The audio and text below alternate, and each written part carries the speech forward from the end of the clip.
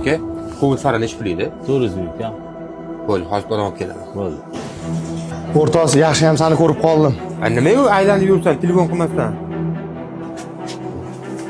Mana o'rtoq, sen xohlagan o'sha fara Cobalt'ga sifatli zakonniysan. Narxi 700 ming so'm senga. Original, xudo xolisa o'rtoq uyaltirmaydi. O'rtoq yaxshisi. Bo'ldi, aka, hech pul qilib berasizlar, ozgina deta bo'lib qiynalib qoldim-da. Puli. Bo'l, oladigan bo'ldingizmi? Bo'laman aka. Hali Akmalning hurmati bor, 400 ming qilib beramiz. Akmal, bo'ladimi? Voy, o'rtoq gap yo'q lekin. Rahmat kattakon aka, mushkulimni oson qildinglar. Rahmat. Aka, o'rtoq rahmat kattakon, charchaman. Aka, sog' bo'linglar, sodanglar bersin. Xo'p, rahmat. Xizmatlar bo'lsa aloqaga chiqib ko'rgan, yo'ldan aylanib. Xo'p, rahmat o'rtoq.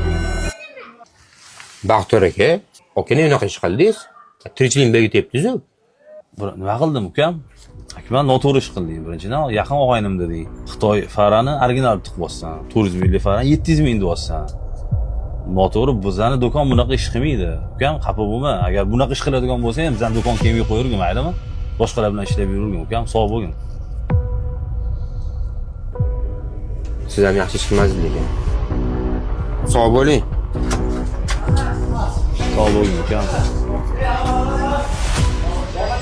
Afsuski, oxirgi paytlarda oshna og'aylar orasida ham, bozorlarda ham, tadbirkorlar orasida ham shunaqa insonlar ko'payib ketdi.